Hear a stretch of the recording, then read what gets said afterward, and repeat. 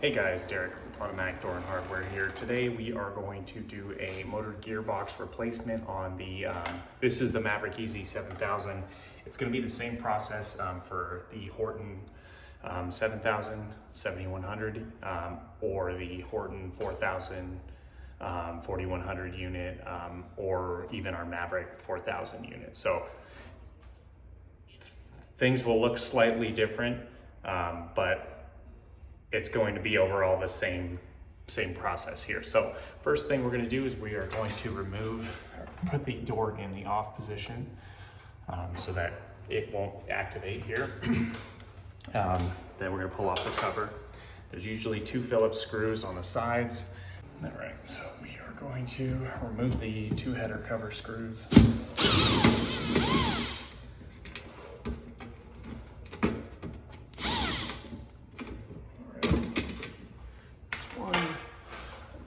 On this side, you're going to want to hold the header because it can come down. All right.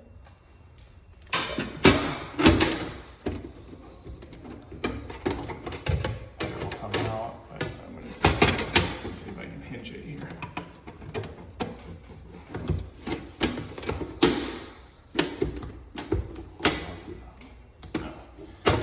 Okay, header pull straight off.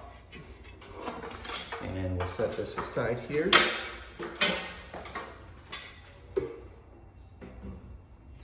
And then next step is to put the unit in hold open. So watch the arm. So we're gonna put it in hold open, watch the arm, make sure you don't get hit.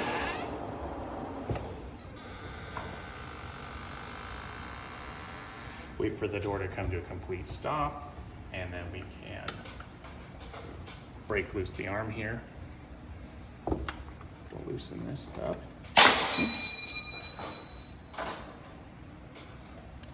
And pull the bottom screw out here.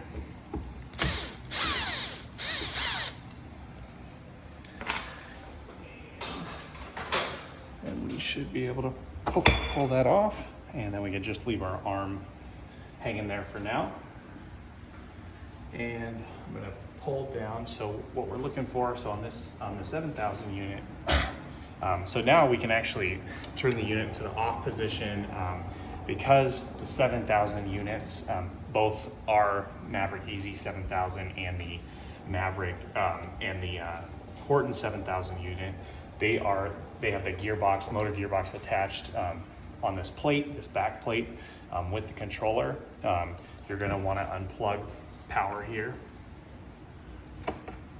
and any accessories you have attached. On the Horton 7000 unit, there is going to be just one large black plug. Depending on your orientation, it'll be one up or down. We'd unplug that. And then we're going to hit the 4 bolts here, holding this back plate in the header. On the 4000 units, the controller is separate from the motor gearbox, so it's a little bit more simple. You have some on the 4000 unit, it's going to have our Maverick 4000 unit. We're going to have Allen bolts here on the gearbox side, and it's 4. You just need to unscrew, remove it. On the Horton 4000 unit, I believe they're coming on the bottom, and there's going to be 4 there, and then you can remove that. So you just unplug the motor. So let me grab my Allen wrench here and I'll get this pulled out.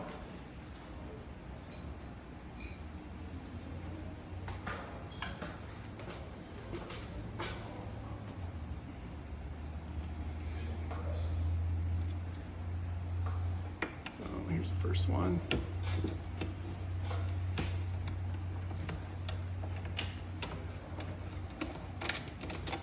we go. There's one. You can see there's a slot back there that these little threaded nuts ride in back here so that they can actually be moved around.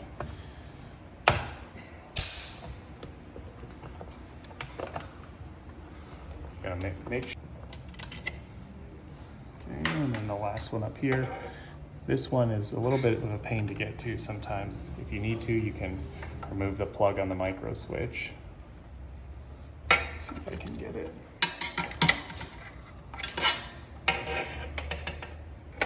I can get it without. All right, I was able to get on there. Am I? Yep.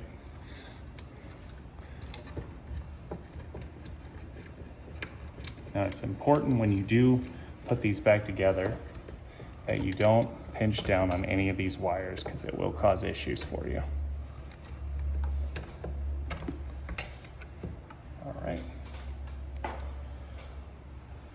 So it's just sitting up there in that header right now. And then we're just gonna pull it straight off. Might have to finagle it a bit, but there we go. There's the motor gearbox. As you can see, it's on one attached plate. So at this point, if you just have the gearbox, it always comes on a full plate. This controller won't be here, so you'd unscrew these two screws and swap it over to your new motor gearbox. Once you get it assembled as so, you're gonna plug it in, your motor, and then we're just gonna reverse the process here. I have a power wire running back here, so I need to make sure not to pinch that. It fits just above that channel there, so watch out for that. And I think I tilted it. Let's see.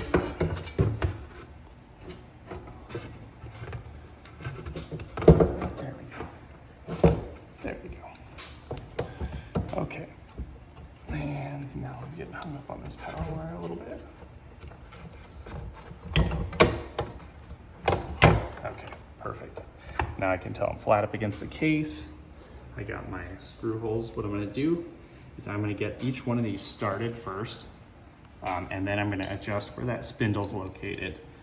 So, go here.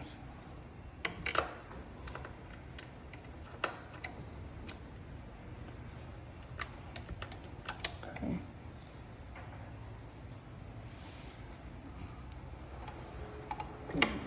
And this one, again, watch the wires, make sure we don't pinch them.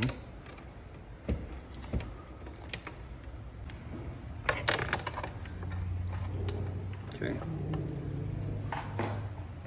Now, a couple things here. So I have everything just kind of finger tight. I'm going to look at this, the cutout for the spindle, and you can see that it is off to the side right here. What we want to do is make sure that's centered. So I'm going to slide it over a shade. That looks about centered to me. And we don't have to be precise about this, guys. You just generally want that centered on there. And then the next thing that's very important is to make sure that this gearbox is not resting on the bottom of the header. What'll happen is this will kind of vibrate, and it'll transfer the noise very through the aluminum header extrusion if you have it resting on there. So I'm gonna go ahead and grab my Allen wrench here, and I'm gonna snug these down a little bit, and then I will show you how. Then I'll hold it up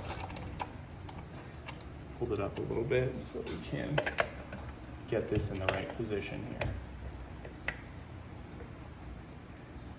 Okay. All right. So now I'm going to push this up.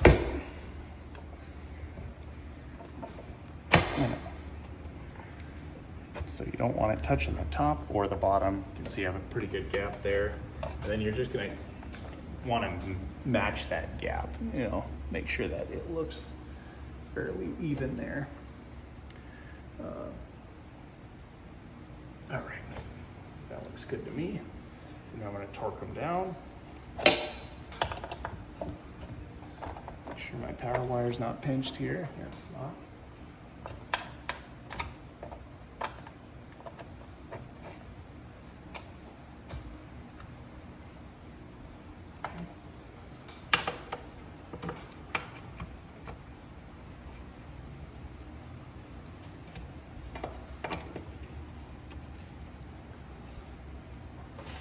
Okay, And there we go, that is tight.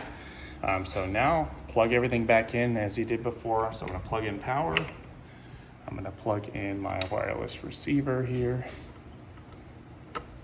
And I'm going to plug in my 3-position switch.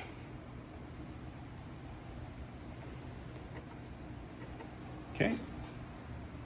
Next step here is to put the unit in hold open. So I'm going to switch it to the 2.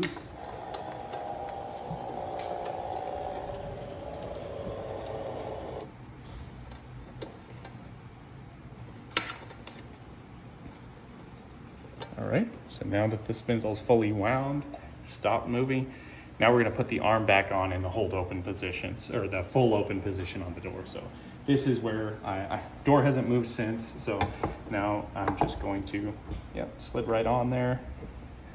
I'm going to go ahead and just kind of snug this a little bit. And then we are going to get our screw back on, screw and washer for the bottom of the arm here.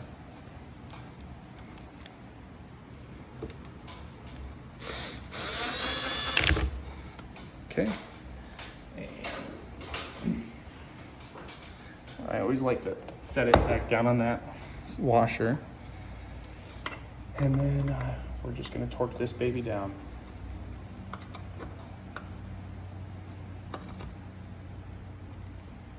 Okay, feels good. Now we can take the unit off hold open, and you should be all set. You can put your cover on, just double check, make sure everything's okay. With this type of replacement, you usually do not have to mess with the controller at all. There shouldn't really be any reason. The control should retain all its original settings. It should be a simple gearbox swap. Couple things though to note though, is that you do have micro switches on all these units. So you're gonna make sure that they are adjusted properly. So it's always good practice to just give it a test. I'm gonna put it on automatic here. I'm gonna give it a test cycle. Watch your cams. There's the cam hitting. Yeah, it looks pretty good there. And then we're gonna watch our closed cam hit. It looks good. So I'm gonna call this one good, guys. We'll put it on the cover, and that's it. Thank you for watching.